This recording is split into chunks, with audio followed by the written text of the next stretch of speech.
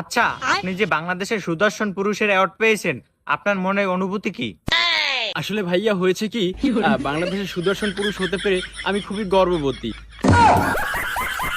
মানে কে হতে চায় না সুদর্শন পুরুষ বলেন? সবাই তো সুদর্শন পুরুষের যোগ্যতা হওয়া রাখে, কিন্তু কেউ হতে পারে নাই। এজন্য আমি সুদর্শন পুরুষ হিসেবে আমি নিজেকে খুব গর্ববতী মনে করি। আচ্ছা ভাইয়া, জনগণের একটাই প্রশ্ন, আপনার কি আসলে টুনটুনি আছে? অসংখ্য ধন্যবাদ ভাই আপনাকে, যে আপনি এত সুন্দর করে একটা প্রশ্ন করেছেন আমার টুনটুনি আছে কি নেই।